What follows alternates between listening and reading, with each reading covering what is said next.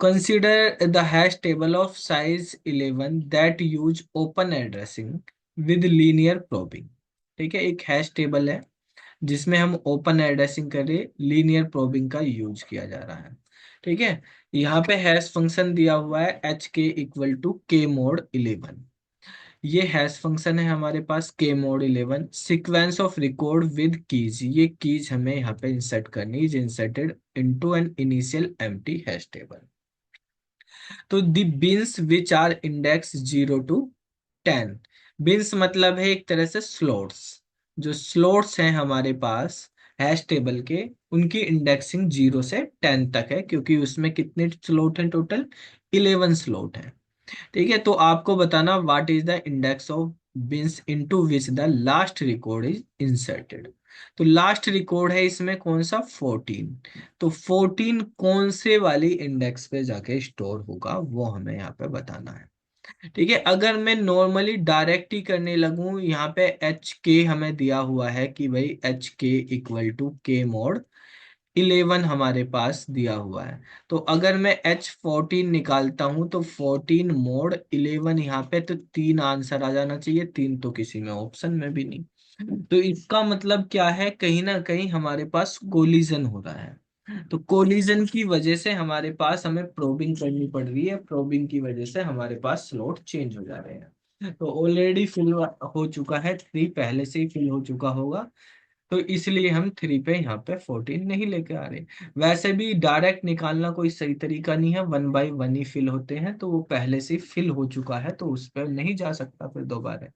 ठीक है, तो हमें 1 by 1 करके यहाँ पे देखने पड़ेंगे। हमारे पास ये जो है एक हैश टेबल ले लेते हैं हम, जिसमें इंडेक्स 0, 1, 2, 3, 4, 5, 6, 7, 8, 9 और 10, ये हमारे पास इंडेक्स है। इसमें 11 स्लॉट दिए हुए हैं। तो इन 11 स्लॉट में हमें यहाँ पे एलिमेंट फिल करने हैं।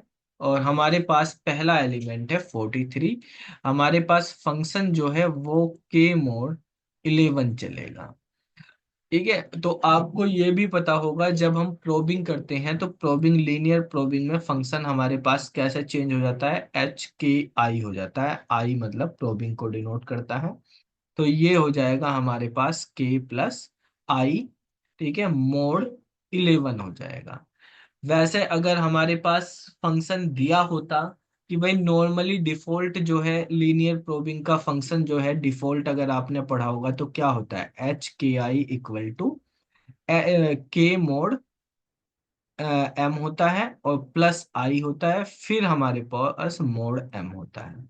ठीक है, जो यहाँ पे हम H1 के या एच डैश के लिख देते हैं, फॉर नॉर्मली एच डैश के लिख देते हैं इसको। ठीक है, तो इस तरीके से होता है। लेकिन यहाँ पे जब हमें दिया हुआ है, ये तो डिफॉल्ट केस होता है, लेकिन यहाँ पे हमें दिया हुआ तो हम ये यूज करेंगे। बस प्रोबिंग के लिए हमने आई को यहाँ पे यूज कर लेंगे। मतलब अगर स्लॉट फिल है पहले ही, तो नेक्स्ट जो भी हमारे पास फ्री स्लॉट मिलेगा उसमें हमें जाना होगा। तो अब यहाँ पे आप देखेंगे कि हमारे पास पहले वाली वैल्यू है 43। तो 43 को अगर निकालेंगे तो 43 मोड 11 कितना आएगा बेटा? 43 मोड 11, 11 तिया 33, 10। 10 बचेंगे, तो 10 वाले नंबर पे हमारे पास चला जाएगा यहाँ पे 43, इधर चला गया। इसके बाद नेक्स्ट है 36।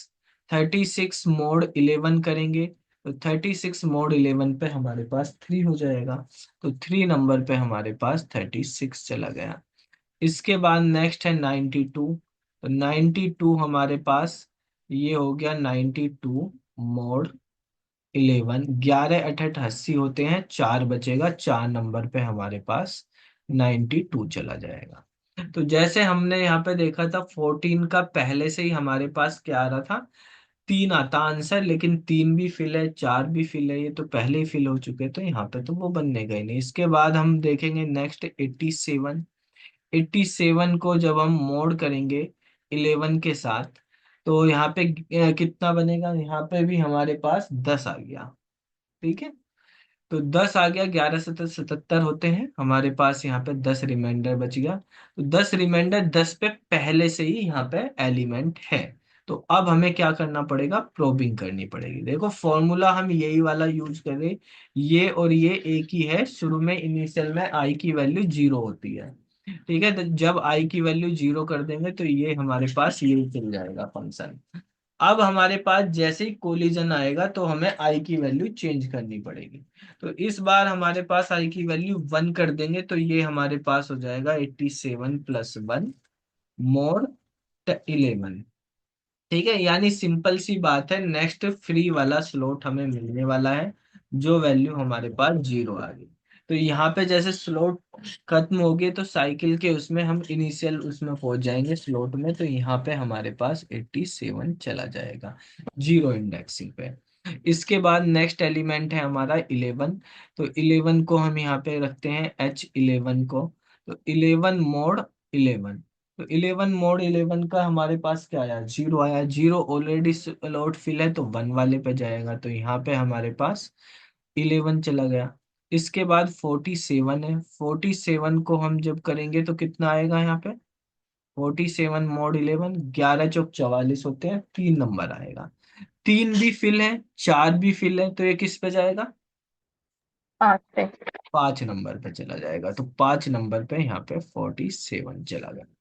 इसके बाद फिर से 11 आ गया, तो फिर से 11 आ गया, 11 मोड 11 करने पे 0 मिला।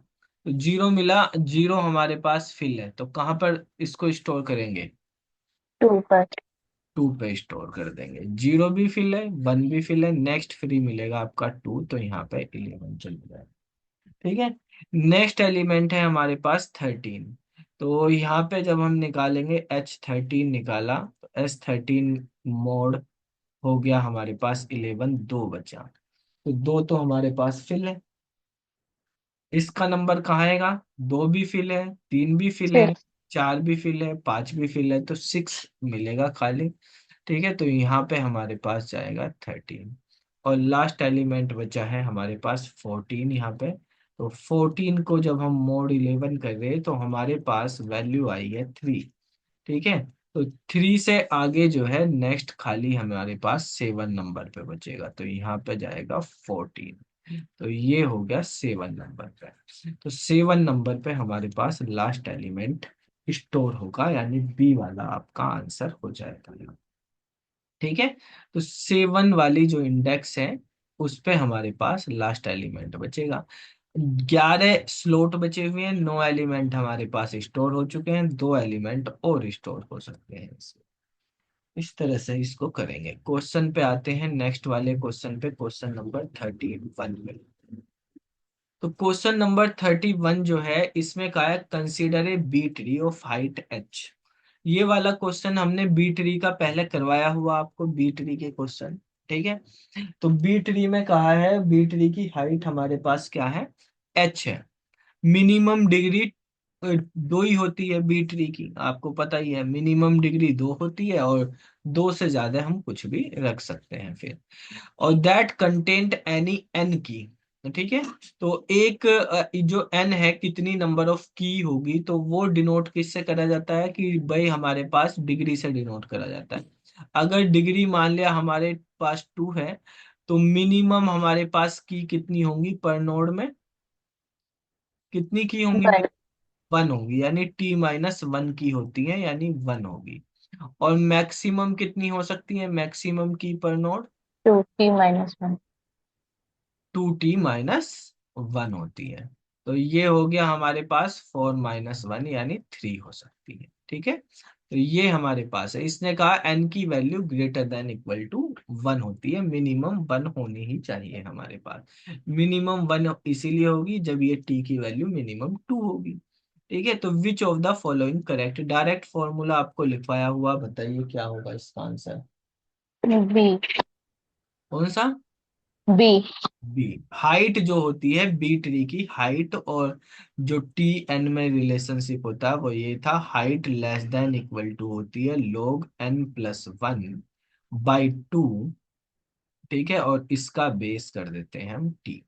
ठीक है, ये बी ट्री का भी 2 दिन पहले पूरा पढ़ाया था आपको, सर्चिंग वर्चिंग सब किस तरीके से क्रिएट करे जाते हैं, तो उसमें बताया भी था। ठीक है, तो ये हमारे पास बी वाला ऑप्शन इसका करेक्ट हो जाएगा।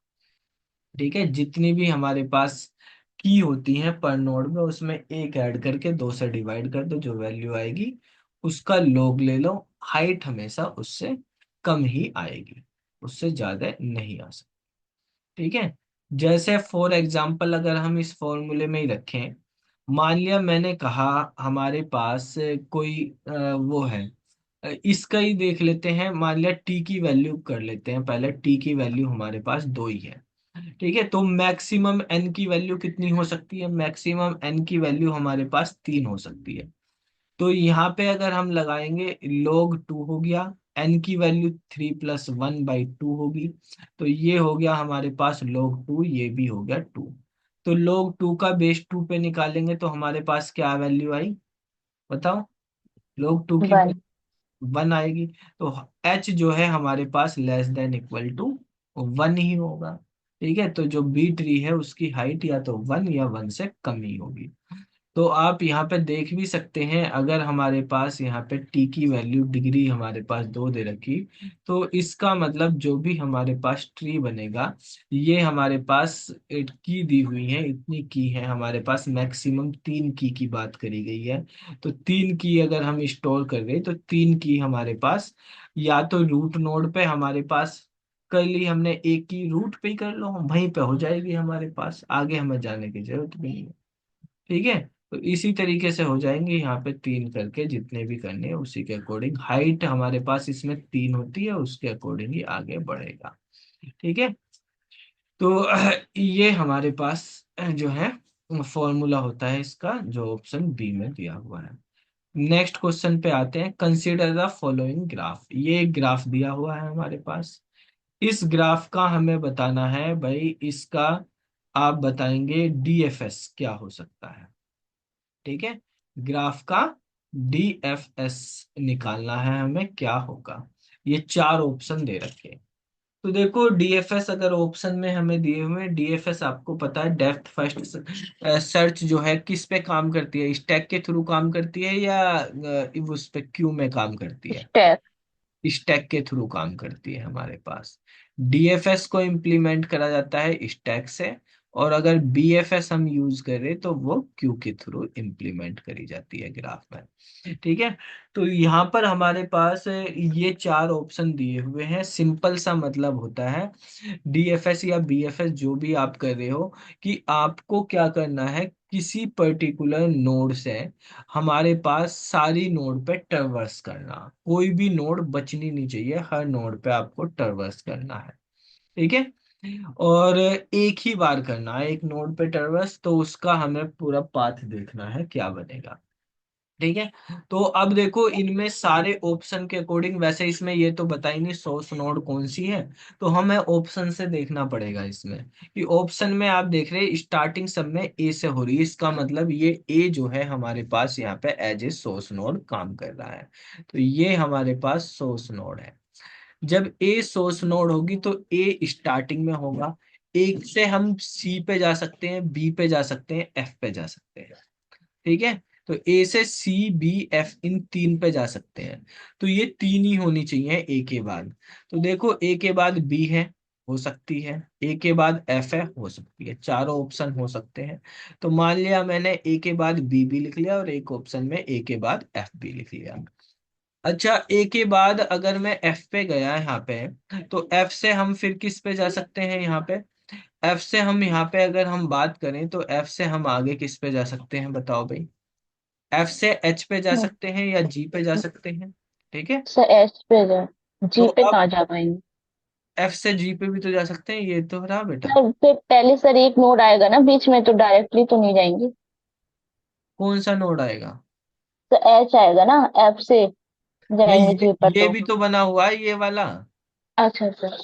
इससे तो डायरेक्ट जा सकते हैं ना। ठीक है, ये वाला रास्ता बना हुआ है, तो इससे हम डायरेक्ट जा सकते हैं। ठीक है, तो अब हम यहाँ पे देखो बेटा, हमारे पास एफ से हम जा सकते हैं जी पे। तो ऑप्शन में देख लो, जी पे भी जा सकते हैं, एच से भी जा सकते हैं, मल्टीपल आंसर हो सकते हैं। तो हमें जो ऑप्शन में दिया हुआ हम उसके अकॉर्डिंग जी पे जा सकते हैं क्या, जा सकते हैं, तो जी वाला लिख लो, एच वाला हमें लिखने की जरूरत नहीं क्योंकि ऑप्शन में ही नहीं है। तो क्या करेंगे, अच्छा बी से देख लो कहाँ कहाँ जा सकते, बी से आप सी पे जा सकते हो, बी से आप एफ पे जा सकते हो, बी से आप एच पे जा सकते हो, बी से जी पे नहीं जा सकते। ठीक है, ये आपको देखना है। तो क्या बी से सी पे जा सकते हैं, जा सकते हैं।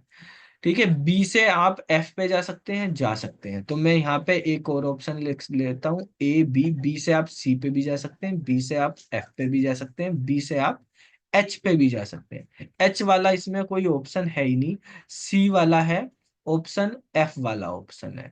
ठीक है, तो ये वाले ऑप्शन हम रखेंगे, हमारे पास एच वाला है ही नहीं तो हमारे पास वही नहीं। अभी तक सारे ऑप्शन सही मैच हो रहे हैं, उसी के अकॉर्डिंग हम सोल्व कर रहे हैं। ठीक है, चलो अब हम जैसे जी पे पहुंच गए, जी से कहाँ पे जा सकते हैं, जी से सी पे जा सकते हैं या एच पे जा सकते हैं। क्या दिया हुआ ऑप्शन में, जी के बाद एच, एच। तो एच पे चल लेते हैं। ठीक है, ये हो गया, इस वाले को ही पहले पूरा कर लेते हैं। चलो, एच से हम कहाँ पे जा सकते हैं, एफ पे तो ऑलरेडी पहुंच सके हैं, बी पे जा सकते हैं, तो बी है ऑप्शन में। ठीक है, बी से कहाँ पे जा सकते हैं, सी पे जा सकते हैं। सारे के सारे टर्वर्स हो गए, 6 की 6 आ गई। तो ये वाला हमारे पास इससे मैच कर रहा है, ये करेक्ट आंसर हो गया। अच्छा, बाकी ऑप्शन को देख लेते हैं हम। जैसे हम ए बी सी कर लिया हमने, सी के बाद हम किस पे जा सकते हैं, सी के बाद क्या हम जी पे जा सकते हैं, और ए पे जा सकते हैं, बी पे, ए बी पहले ट्रेवर्स हो गया तो उनका तो मतलब नहीं, सी के बाद जी पे जा सकते हैं। अच्छा, सी के बाद जी पे इसमें जा रहे हैं। ठीक है, जी के बाद हम एच पे जा सकते हैं, एच पे चले गए, एच के बाद हम बी पे जा सकते हैं। ठीक है, बी पहले ही हो गया, एफ बचा हुआ है, एफ पे जा सकते हैं। तो ये सारे ट्रेवर्स हो गए, A B C G H F, ये वाला भी करेक्ट आंसर। ठीक है, अच्छा, ए बी एफ वाले बचे अभी ये दोनों, इनमें से देखेंगे हम क्या हो सकता है हमारे पास। हमने ए बी एफ पे आ गए, एफ से अब हम कहाँ जा सकते हैं, ए पे जा चुके हैं, बी पे जा चुके हैं। एफ से हम केवल एक ही दो जगह जा सकते हैं, एच पे जा सकते हैं या जी पे जा सकते हैं। ठीक है, तो सी पे क्या जा सकते हैं, सी पे तो नहीं जा सकते, एफ के बाद सी नहीं आ सकता, क्योंकि एफ से डायरेक्ट सी पे नहीं जा सकते, तो ये वाला आंसर नहीं होगा। अच्छा, यहाँ पे एच पे जा सकते हैं, जी पे जा सकते हैं, इसमें एच दिया हुआ तो हम एच पे ट्रेवर्स करते हैं। तो एच पे पहुंच गए, एफ पे पहुंच गए, एच से हम किस पे जा सकते हैं, जी पे ही जा सकते हैं, और जी से सी पे जा सकते हैं, तो जी और सी, और ये वाला पूरा का पूरा हमारे पास इसमें मैच हो रहा है। ठीक है, तो ऑप्शन हमारे पास ए सी और डी, ये तीनों ऑप्शन सही हैं यहाँ पर। ठीक है, और भी ज्यादा हो सकते हैं, और भी हो सकते हैं। तो ए सी डी हमारे पास किस में दिए हुए हैं, डी वाले ऑप्शन में दिए हुए हैं। ठीक है, तो ये डी वाला ऑप्शन जो है, ए सी डी वाला, ये करेक्ट हो जाएगा। ठीक है, सब्जेक्टिव पेपर में जब हमें इसे सोल्व करना है तो आपको वहां पे पूछा जाएगा, कुछ लिख दो, तो पॉसिबल जो भी होंगे हम उसमें बना सकते हैं। ठीक है, या कोई भी एक पूछा तो कोई भी एक आप बना सकते हो, ज्यादा पूछे कि इतनी सर टाइप। इसी में अगर बीएफएस होता तो। बीएफएस होता तो बीएफएस के अकॉर्डिंग ट्रैवर्सिंग यही करनी है, बस हमारे बीएफएस में ये होता है क्यू के अकॉर्डिंग देखते हैं, जो एलिमेंट पहले हमारे पास गया है उसी एलिमेंट से हमें पहले बाहर आना है। ठीक है, मतलब जो सबसे पहले हमने इंसर्ट करा है तो उसी का हमें लेके चलना है। ठीक है, सबसे पहले हमें उसी को लेके चलना होता है, उससे जो भी एडजेसेंस होता है। ठीक है, जब उसके कंप्लीट हो जाते हैं तभी हम आगे बढ़ते हैं। जैसे मान लिया हमारे पास यहाँ पे पहले हमने ए करा, ए के बाद ए जब बाहर निकलेगा क्यू से तो हमारे पास यहाँ पे सी बी एफ, तो इसके ऑप्शन है, आप सी बी एफ लिख सकते हो इसको, या बी सी एफ लिख सकते हो, या आप बी एफ सी लिख सकते हो, या आप अलग अलग, मतलब बहुत सारे कॉम्बिनेशन बन सकते हैं यहाँ पे भी। फिर जैसे पहले सी निकाला हमने तो फिर सी के एडजेसेंसी आगे आएंगे, तो उसी के अकॉर्डिंग यहाँ पे कितने सारे कॉम्बिनेशन बन जाएंगे, चाहे वो बीएफएस हो चाहे डीएफएस हो, कितने सारे कॉम्बिनेशन हमारे पास बन जाएंगे। बस ये होता है कि बीएसएफ में जो सबसे पहले लिखा उसके बाद उससे एडजेसेंस आगे ऐड होते रहेंगे, डीएफएस में जो सबसे बाद में लिखा उसके एडजेसेंस होते रहेंगे। ठीक है, तो उसमें हमारे पास पोप के अकॉर्डिंग काम करता है लीफ फॉर्म है। चलो नेक्स्ट क्वेश्चन पे आते हैं, क्वेश्चन नंबर 33। क्वेश्चन को ध्यान से पढ़ो और बताओ क्या आंसर होना चाहिए। देखो ये क्यू का क्वेश्चन दिया हुआ है, और क्यू में भी सर्कुलर क्यू दी हुई है। सर्कुलर क्यू जो है, अगर उसमें एन एलिमेंट है तो कितनी कैपेसिटी होती है सर्कुलर क्यू की? सर 0 से n-1 होगी ना, फिर वही घूमता रहेगा। तो ये 0 से n-1 तो इंडेक्स होती है, कैपेसिटी पूछी इसमें। अगर एन एलिमेंट है, ठीक है, हमारे पास किसी एरे में, तो अगर हमारे पास एन एलिमेंट है और क्यू की कैपेसिटी भी एन है, तो एन के एन स्टोर हो जाएंगे ना। भाई इसने यहाँ पे कैपेसिटी कहा है n-1।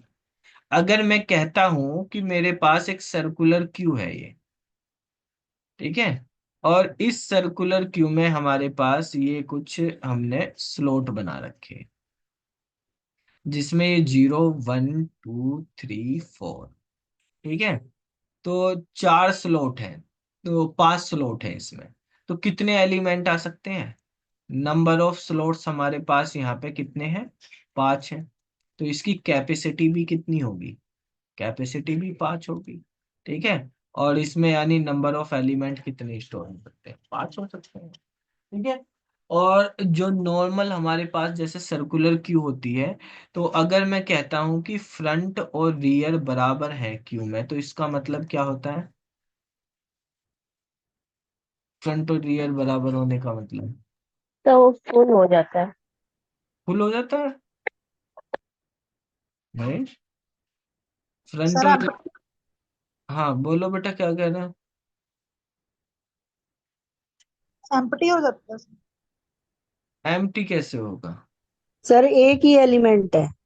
हाँ वैसा लेकिन सही बताया। देखो फ्रंट और रियर का मतलब, मान लिया मैंने यहाँ पे एक एलिमेंट डाल दिया 5, तो यही फ्रंट है हमारे पास और ये ही रियर है। ठीक है, तो फ्रंट और रियर बराबर जब होते हैं जब एक एलिमेंट होता है, या एक कंडीशन तब भी हो सकती है फ्रंट और रियर की वैल्यू जो है हमारे पास, वो क्या हो हमारे पास, वो नल हो। ठीक है, नल को हम बेसिकली -1 बोल दो या नल बोल दो, मतलब एम्प्टी है अगर हमारे पास, तो भी हमारे पास फ्रंट और रियर बराबर ही होते हैं। एम्प्टी के केस में हो सकते ये हैं सर्कुलर वाले में तो सर ये घूम के भी तो आ जाएगा फिर से यहाँ पर, तब भी तो मतलब ये पूरे फिल हो गए। पूरे फिल होने पे बेटा क्या होगा, पूरा फिल कर दिया मैंने, जैसे यहाँ पे 6 कर दिया, यहाँ पे 8 कर दिया, यहाँ पे 9 कर दिया, यहाँ पे 4। 4 तो चलो है ही, कंफ्यूजन ना हो तो हम कुछ और ले लेते हैं, मान लिया यहाँ पे 3 कर दिया। तो जैसे ही हम एलिमेंट ऐड करते हैं तो रियर बढ़ता है, रियर यहाँ गया, यहाँ गया, यहाँ गया, यहाँ गया, अब रियर यहाँ है, तो फ्रंट और रियर बराबर है क्या? हम्म, हम्म। रियर अलग है, फ्रंट अलग है, तब भी फुल है हमारे पास। ठीक है, बराबर होने पे थोड़ी फुल होते हैं भाई। अब हमारे पास क्या होता है फ्रंट और रियर में, क्या वो है, या तो आप ये कह दो कि रियर जो है हमारे पास वो n-1 हो, और फ्रंट जो है 0, तब फुल होता है। फ्रंट 0 हो, रियर n-1 हो। लेकिन अगर मैंने ये वाला एलिमेंट डिलीट कर दिया, तो मेरा फ्रंट पहुंच गया यहाँ पे, ठीक है, अब यहाँ से हट गया, तो अब ये फुल नहीं है, क्योंकि फ्रंट 0 नहीं है, रियर तो n-1 है। लेकिन अब मैंने एक एलिमेंट और यहाँ पे मान लिया, आपने एक नया एलिमेंट 4 यहाँ पे इंसर्ट कर, तो अब मेरा रियर यहाँ से उठ के यहाँ पे आ गया, अब भी फुल है। तो उस केस में भी फुल है। तो इस केस में आप क्या देख रहे हैं, हमारे पास फ्रंट जो है रियर से एक ज्यादा है, यानी फ्रंट जो है वो रियर +1 है। ऐसा केस भी हो सकता है हमारे पास। हम अगर जनरल केस देखें, क्या कंडीशन हो सकती है हमारे पास ऐसी कंडीशन हो सकती है कि अगर हम रियर जो है, रियर में एक ऐड करके उसको डिवाइड कर दें नंबर ऑफ एलिमेंट से, और इक्वल टू हमारे पास फ्रंट ही आ जाए। ठीक है, जैसे यहाँ पे रियर हमारे पास 4 था, तो 4 + 1 5 एलिमेंट इसमें, यानी साइज से डिवाइड कर दिया, एन मतलब साइज है इसकी, कैपेसिटी बोल दो, साइज बोल दो, नंबर ऑफ स्लॉट। तो 5 से जब हम डिवाइड करेंगे तो हमारे पास 0 रिमाइंडर आया। तो रियर की वैल्यू 0 है, तो इसका मतलब फुल है। इस केस में भी देख लो यहाँ पे, अब रियर हमारे पास 0 है और +1, इसको डिवाइड करा 5 से, रिमाइंडर हमारे पास 1 आया, तो फ्रंट की वैल्यू 1 है, तब भी फुल है। अच्छा, ये एलिमेंट यहाँ से डिलीट हो गया, ये एलिमेंट भी डिलीट हो गया, तो फ्रंट पहुंच गया यहाँ पे। फ्रंट यहाँ पे पहुंच गया है हमारे पास 3 पे। तो फ्रंट की वैल्यू इस बार हमारे पास 3 है। अब मैं नए एलिमेंट इसमें कुछ ऐड कर देता हूँ। जैसे मैंने यहाँ पे एलिमेंट कर दिया 2, यहाँ पे एलिमेंट कर दिया 6, तो मेरे पास रियर पहुंच गया यहाँ पे। तो रियर की वैल्यू है मेरे पास 2, रियर की वैल्यू है 2, फुल है हमारे पास। क्यों? तो हम यहाँ पे देख सकते हैं रियर +1 को डिवाइड करेंगे 5 से, तो 3 रिमाइंडर आ रहा है, यानी फ्रंट के बराबर आ रहा है। ठीक है, तो इस केस में हमारे पास क्या होती है, फुल होती है। क्यों? ठीक है। अब यहाँ पे देखो, इसने कहा कि assume that insertion and deletion operation are carried out using rear and front respectively. आपको पता ही है, इंसर्ट जो होते हैं एलिमेंट रियर एंड से होते हैं, और डिलीट जो होते हैं वो फ्रंट से होते हैं। ठीक है, इनिशियली कह रहा है रियर और फ्रंट दोनों के दोनों हमारे पास 0 है। तो आपको बताना है the condition that detect empty and Q full. तो क्यू फुल कब होगी वो बताना, और एम्प्टी कब होगी वो बताना। देखो, एम्प्टी हमारे पास कब हो सकती है, जब रियर और फ्रंट बराबर हो, और बराबर होने के केस में भी वो नल हो हमारे पास। तो उस केस में हमारे पास क्या हो सकती है, वो हमारे पास एम्प्टी हो सकती है। अब देखो, इस केस में यहाँ पे क्या दिया हुआ, रियर और फ्रंट 0 का रखे इनिशियली।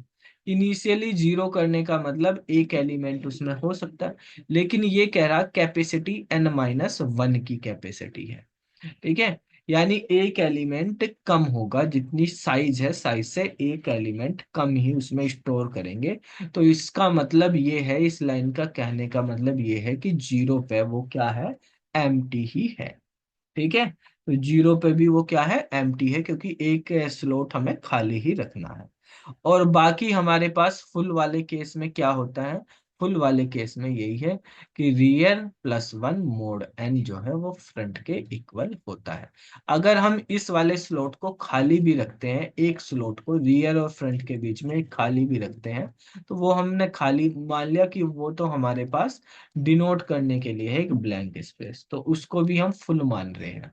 ठीक है, क्योंकि एक कैपेसिटी कम कर दी, तो तब भी ये फॉर्मूला तो फुल वाला तो वही रहेगा, उस पर तो कोई फर्क पड़ना नहीं है हमारे पास।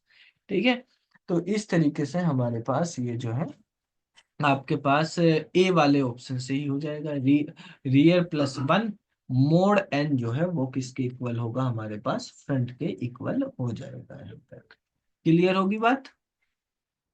अगर आप एक स्लॉट कम करके भी देख लें, तब भी हमारे पास कि आपने फ्रंट ये कर लिया और रियर ये कर लिया, और एक स्लॉट को अब भी अगर हम यहाँ पे रखते हैं, तो देखो, आप 4+1 डिवाइड बाई 5 करेंगे तो 0 हमारे पास यहाँ पे बन रहा है। तो इस वाले को ही हम यहाँ पे फ्रंट को ही 0 मानेंगे, क्योंकि ये 0 तो हमारे पास फुल रहेगा।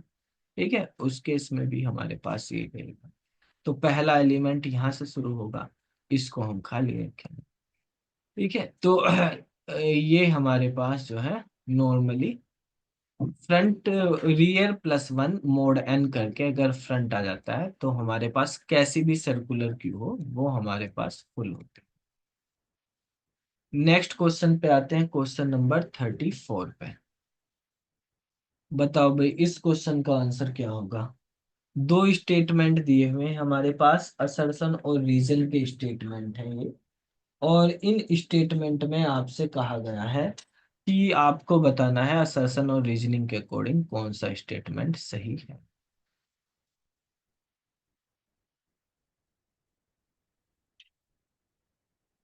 पहला ये देखा, डबली लिंक लिस्ट के बारे में असर्शन दिया हुआ है कि डबली लिंक लिस्ट में इन्होंने कहा है कि असर it is possible to create doubly link list using only one pointer with every node.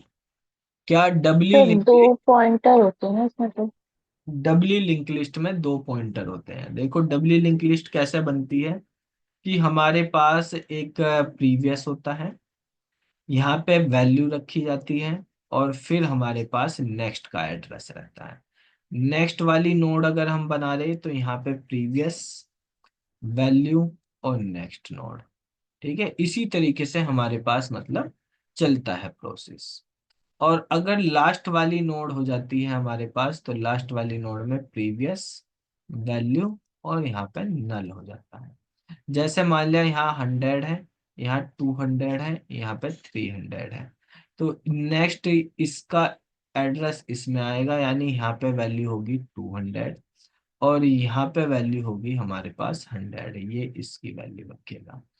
यहाँ पे वैल्यू होगी हमारे पास 300, इसका एड्रेस होगा, और यहाँ पे जो है हमारे पास होगी 200।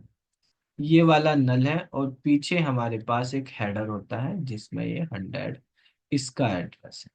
ठीक है, तो इस तरीके से हमारे पास डबली लिंक लिस्ट बनती है। यहाँ पे हमारे पास 100 होता है जो हेडर का एड्रेस होता है। डबली लिंक लिस्ट में हमारे पास 2 पॉइंटर होते हैं, एक हेड पॉइंटर होता है और एक जो वो एक प्रीवियस होता है, एक नेक्स्ट होता है। प्रीवियस वाला प्रीवियस नोड का एड्रेस रखता है, नेक्स्ट वाला नेक्स्ट नोड का एड्रेस होल्ड करके रखता है। इसमें नेक्स्ट पे नल है हमारे पास, तो वो बंद हो जाता है। तो भाई डबली लिंक लिस्ट में ये कह रहा है एक ही पॉइंटर से हो सकता है।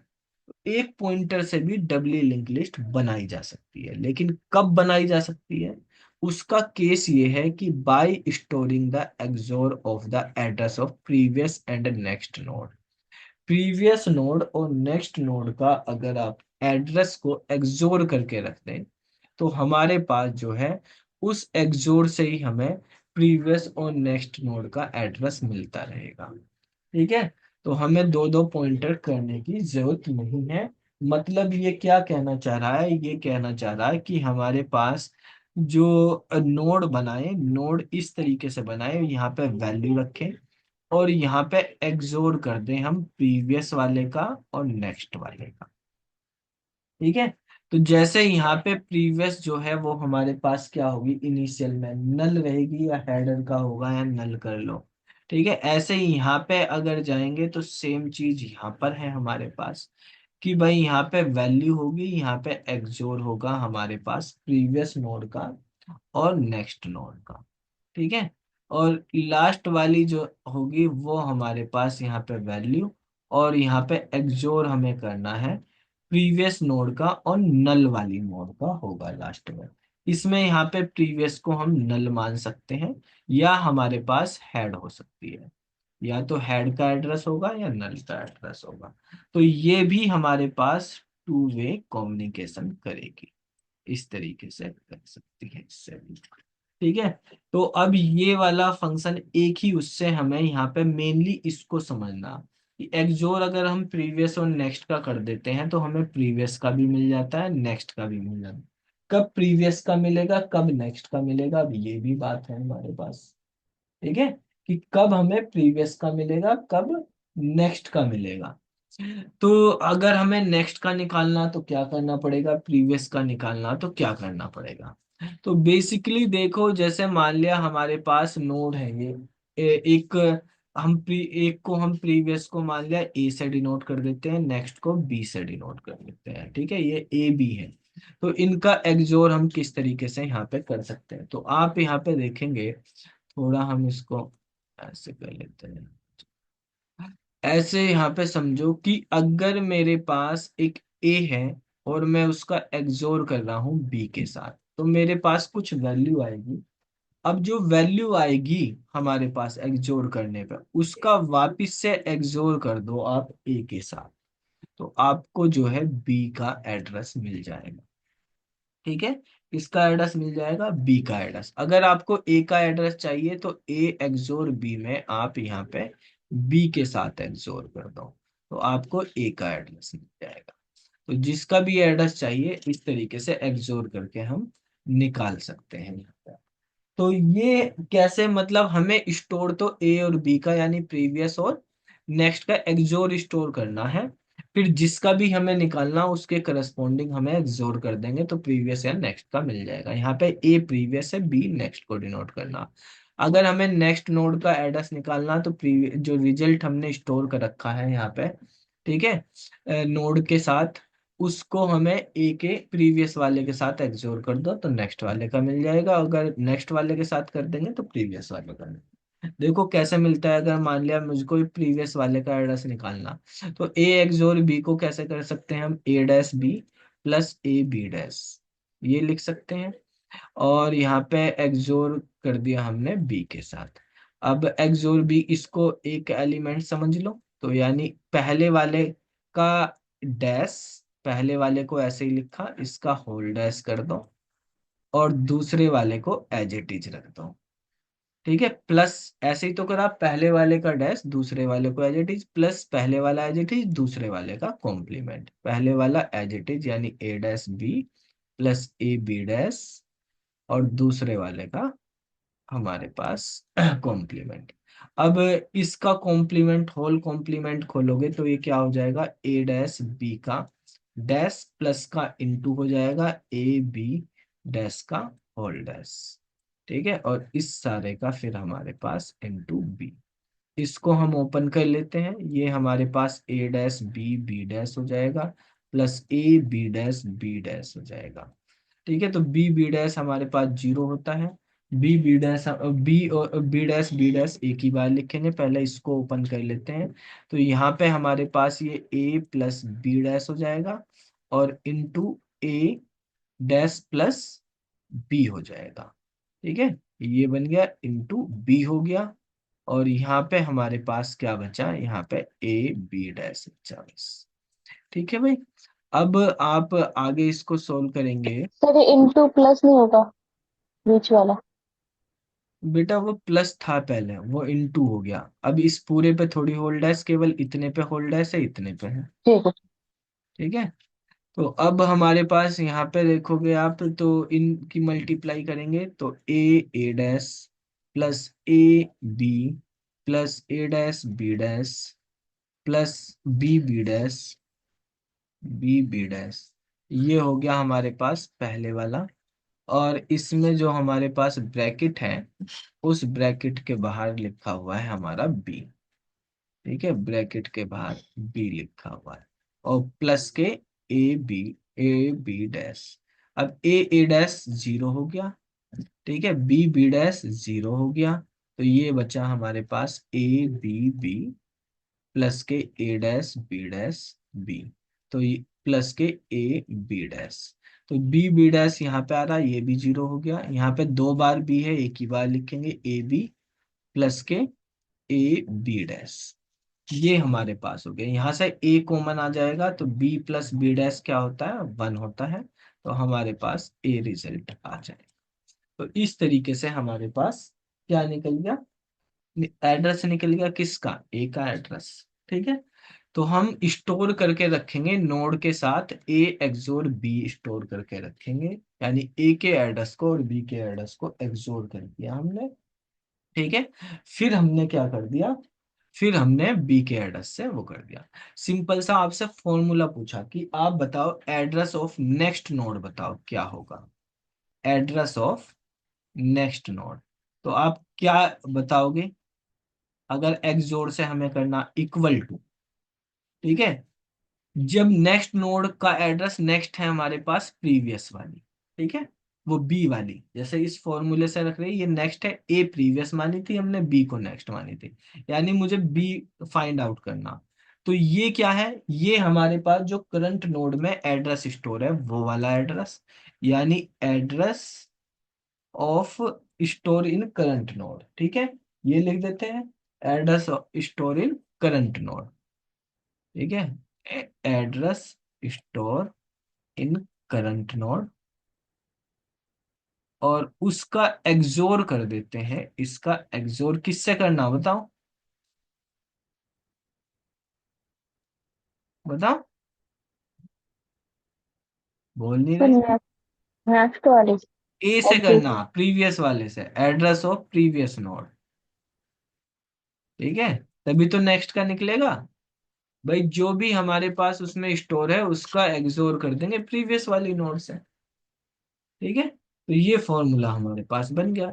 तो जो हमारे पास भाई आपकी नोड होंगी, नोड में क्या होगा, नोड में हर नोड में हमें प्रीवियस और नेक्स्ट वाले का एक्सोर करके स्टोर कर देंगे।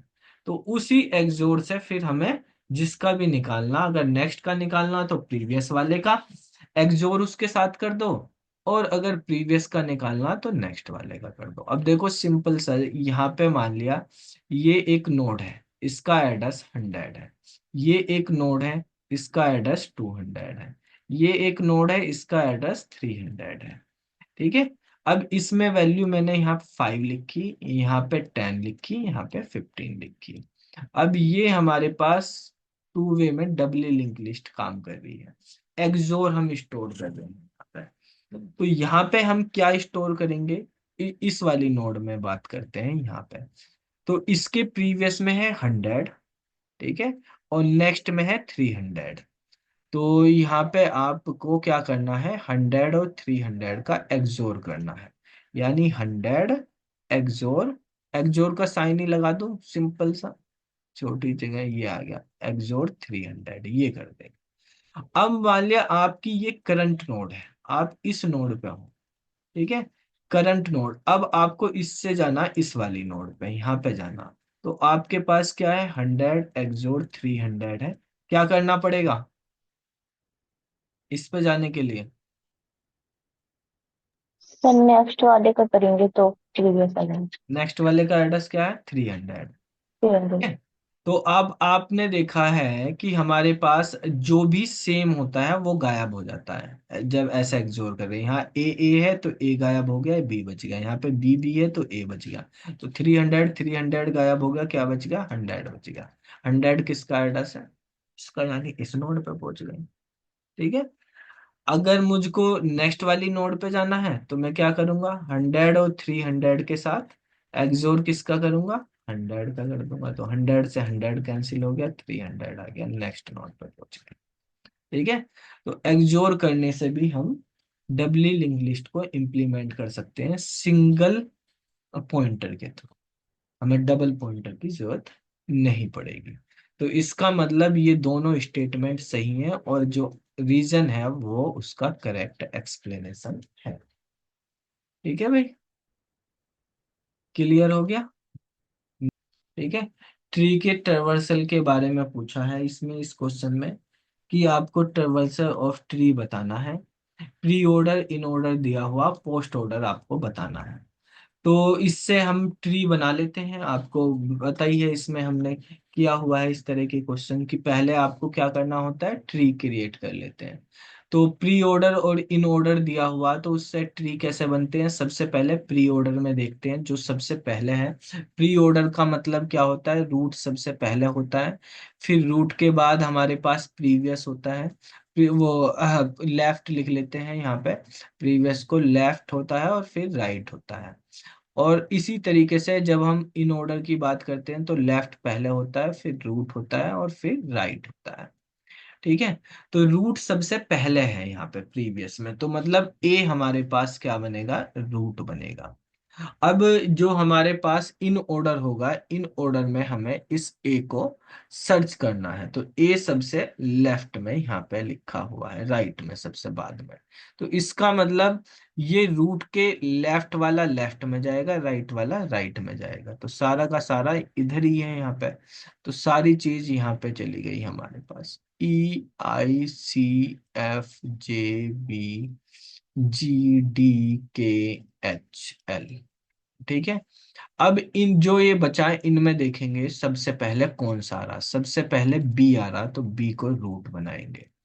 बी ये आ गया, बी के लेफ्ट वाला लेफ्ट में कर दो, राइट वाला राइट में कर दो।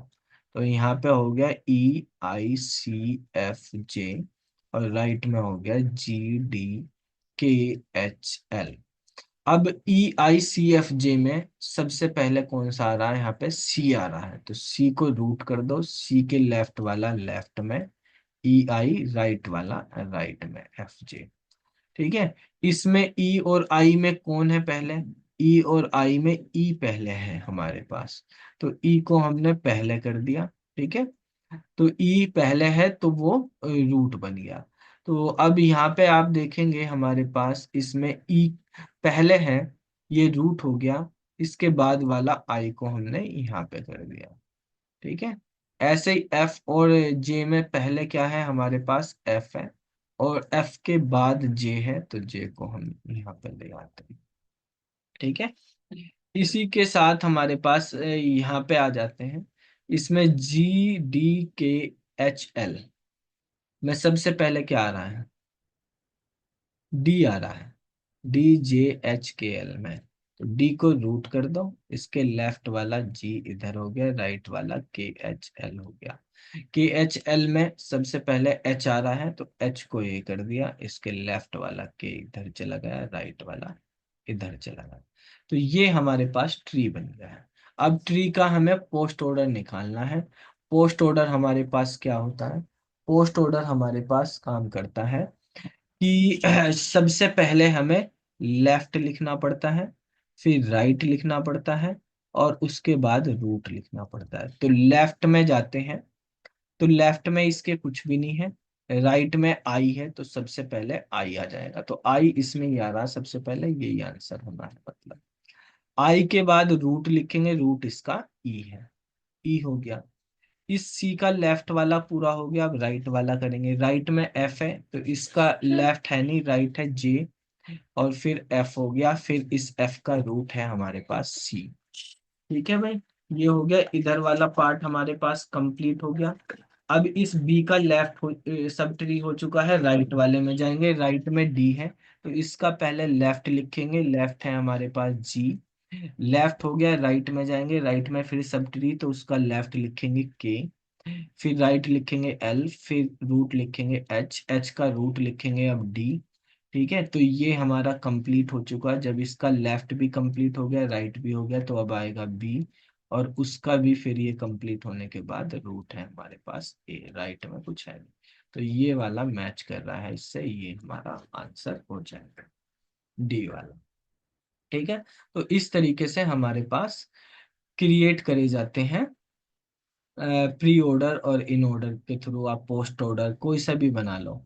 ठीक है, तो एक इन ऑर्डर अगर हमारे पास दिया हुआ है, इन ऑर्डर के साथ प्री ऑर्डर हो या पोस्ट ऑर्डर हो, ठीक है, उससे हम कोई भी दूसरा ऑर्डर बना सकते हैं, क्योंकि हम रूट वो ट्री क्रिएट कर सकते हैं। इन ऑर्डर होना जरूरी है यूनिक ट्री बनाने के लिए। ठीक है, चलो अब आते हैं नेक्स्ट क्वेश्चन पे। बताओ भाई, इस तरह का क्वेश्चन एन रे वाला क्वेश्चन हमने किया था, इसका क्या आंसर हो सकता है, क्या है, एक कंप्लीट एन रे ट्री है। अभी हमने कंप्लीट बाइनरी ट्री हीप में पढ़ा है। ठीक है, कंप्लीट बाइनरी ट्री होता है हीप में, तो ये कंप्लीट एन रे ट्री है। ठीक है, कल भी इस तरह का क्वेश्चन हमने किया था। कंप्लीट बाइनरी ट्री जो होता है हमारे पास, कंप्लीट बाइनरी ट्री की प्रॉपर्टी आपको पता है कि हमारे पास जो लीफ होती है वो क्या होती है, इंटरनल नोड से एक ज्यादा होती है। ठीक है, लीफ नोड इंटरनल नोड से एक ज्यादा होती है। कंप्लीट बाइनरी ट्री का मतलब उसका लेफ्ट टू राइट हमारे पास फिल होगा। ठीक है, तो लेफ्ट टू राइट हमारे पास फिल होगा, जैसे हम यहाँ पे फिल करते हुए जा रहे हैं। तो इसमें अगर हम यहाँ पे देखेंगे, हमारे पास मैक्सिमम हमारे पास यहाँ से हो सकती है, लीफ नोड हमारे पास दो है, तो इंटरनल नोड कितनी है हमारे पास, एक हो गए। तो ठीक है, 5 हो जाएगा क्या इसका, जो आपने फॉर्मूला बताया था उससे? हाँ फॉर्मूला बताया था, एन रे का फॉर्मूला क्या बताया था, L equal to i n minus one bracket में और प्लस वन आई और ब्रैकेट में n bracket. Minus one, i into n minus one plus one. ठीक है, ये n की वैल्यू यहाँ पे बाइनरी में 2 होती है, तो 2 माइनस वन वन ही रहता है, तो हम ऐसे लिख देते हैं। बाकी बाइनरी के अलावा कितने भी रे का हो तो n की वैल्यू रख देते हैं। अब देखो इसमें लीफ नोड दे रखी है, जैसे 41 दे रखी है लीफ नोड। इंटरनल नोड कितनी है हमारे पास, इंटरनल नोड दी हुई है 10, इंटू एन पूछा है इसमें कि कितने रे का है वो बताना आपको, n minus one plus one. तो ये +1 इधर चला गया, ये हो गया 40 इक्वल टू 10 इंटू n-1। तो n-1 की वैल्यू होगी हमारे पास 4, n की वैल्यू आ गई 5। तो ये 5 रेटरी होगा हमारे पास, जिसमें लीफ नोड 41 है और इंटरनल नोड 10 है। ठीक है, तो इस तरीके से हम यहाँ पे कर लें। तो इनकी आप प्रैक्टिस कर लेना, बाकी फिर क्वेश्चन हम नेक्स्ट क्लास में करते हैं।